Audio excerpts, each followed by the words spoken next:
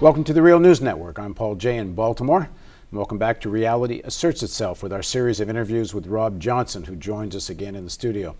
Thanks for joining us again, Rob. My pleasure. So one more time, Rob is president of the Institute for New Economic Thinking. He's also a senior fellow and director of the Global Finance Project for the Franklin and Eleanor Roosevelt Institute in New York. Previously, Robert was a managing director at Soros Fund Management, where he managed a global currency bond and equity portfolio. And he was, as I've said, one of the men who broke the Bank of England. Thanks again. Just picking up from your biography, and if you haven't watched parts prior to this, you're really going to have to pick up on the story. You made a big play with Mr. Soros in England. You made some others in Asia. You made a lot of money. You had time to sail. You went back into finance again. As I've come to know you over the last, 3 years, I guess, or 4, we've been interviewing back and forth. You were one of the most uncompromising, savage critics of the finance sector, of the politics that power engenders. You speak really unhesitatingly about all of this. That ain't the same guy that made the play with the Bank of England. It's not clear. How do you get from there to here? Well, first of all, I think I'm a civilized critique of savage behavior rather than a savage critic. But I think that my sensibilities when I was a financial speculator are not at all different, or when I worked in the Senate Banking Committee, than they are now. I think the world of permissiveness in finance, the lack of enforcement, the deterioration of regulations, the so-called revolving door where regulators can leave and go to the private sector and make a lot more money, all of these things are in much worse condition than when I worked in the Senate or when I worked with Soros. But the seeds of it was all there. Not entirely evident ex ante, but it continued to accumulate, and it's almost like a amplifying feedback loop. The stronger it got, the more power they had, the stronger it was the pressure to unshackle things, and the more egregious the behavior could become. What was the problem then, not for you, a system that allows you to break the Bank of England? Is the problem that the finance sector has gotten so out of control that it threatens the system itself? I think that the compulsive pressure of money in politics has led to almost an abandonment of rules other than rules which transfer risk onto the back of the public to socialize the risks taken by the financial sector. Which is the bailouts. And the bailouts of TARP were a manifestation of that. The non-restructuring of mortgages that were underwater was a manifestation of that. The role of the central bank's enlarged balance sheet, buying things off the balance sheets of others, which were necessary to make markets work again. But I do think we were in a period that required much more profound reforms to make a proper market. You know, there are a lot of hedge fund managers that I've known over the years who do not like the structure of these markets around the too big to fail banks and constellation of subsidies. Why? Because they think society is right to see how distorted this is. They think they have talent. They think as financial investors, a high integrity, fair market is something that they can make money from, practice their craft. And they see the political outrage as both legitimate and threatening to whether they can continue as investors. In 2011, you invited me to an INET conference in Bretton Woods. Mm-hmm. And I'll never forget the opening. We're in this kind of hotelish room. Not hellish room, hotelish room. And it's where the original Bretton Woods conference was held, in that room. Right.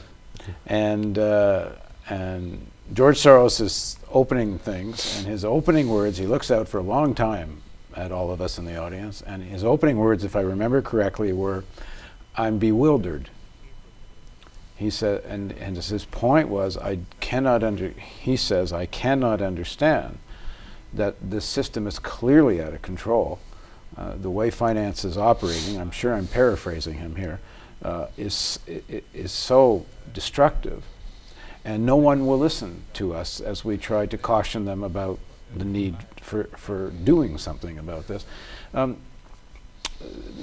In terms of your work at INET and your voice and others who you mentioned just a bit ago, who are involved in finance and hedge funds, who share your view that this is self-destructive in the end, you seem to be marginal voices as far as I can see.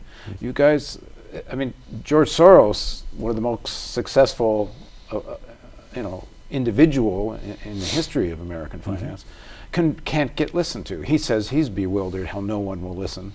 Well, look, the top banks, say the top 6 banks in derivatives, earn every year more than George Soros's net worth. He's a very wealthy man. At the same time, in relation to the entire scope of the financial industry, many of whom like this unbridled system, he's relatively small financially. George Soros and INET don't pay advertising for all the major financial newspapers. We earn our media at times, but people who pay every day for advertising in a private sector media, which you might call, tend to bend the ear of the editorial board. So I'm not at all surprised, despite his reputation and expertise, or the fact that I'm an experienced practitioner, that our voice is somewhat diminished, or a sidebar relative to that central game. The power, political, economic interests are not in agreement with us, and that and they, as you used the word, have captured the politics. Well, the politics and the media, to some degree. Politics and media are both a little more anxious about the unbridled financial sector because there's a lot of popular outrage about too big to fail. There's a lot of popular outrage about increasing inequality, where many of the top paychecks are in the financial sector. I think it's an important thing. We do need financial markets. At some level, I'm not anti-financial markets. I'm anti this particular architecture, which places too big a burden in the social contract on the back of society relative to the financial firms that are taking risk. How do you change that when we've reached a point where that sector of finance gets to more or less choose who's president? They get to choose who runs the Fed. They usually, it seems they get, and I'm very specifically talking about President Obama here, they get to choose his financial team, or he chooses them because he knows where the money is. The incentives are powerful. Though I will give Obama credit in the aftermath of his re-election. He did choose Janet Yellen, who has never been accused of being captured. But that wasn't his first choice, if we're to understand. I understand that. Yeah, I mean, it was kind of pushed on him. But she is in the position. She has been confirmed by the Congress. I think that's a very hopeful sign that some of the broader interests of society are reflected in her focus on employment rather than on what you might call catering to the financial sector, pure and simple. But if this sector has mostly, and maybe not completely, but mostly captured national politics and most state politics and international and most municipal, how do you break the power of that?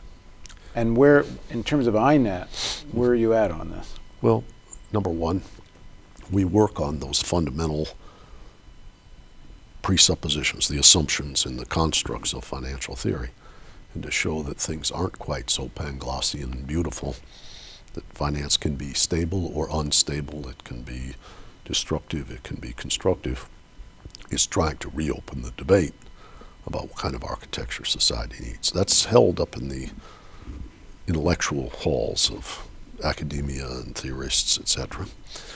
I would say there's evidence-based work going on. I've just read a very interesting report about pay-to-play schemes with so-called alternative investments in pension funds done by some scholars at Stanford University, which shows some very questionable returns for people who are investing in the state where they get the money suggestive of political corruption. So there are scholars that are doing work that's empirical. There's discussion of the underlying financial theories.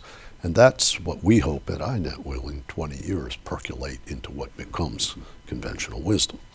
Another dimension at INET is to worry about money and politics, to see that markets and politics are not mutually exclusive and distinct domains, but they're inseparably intertwined.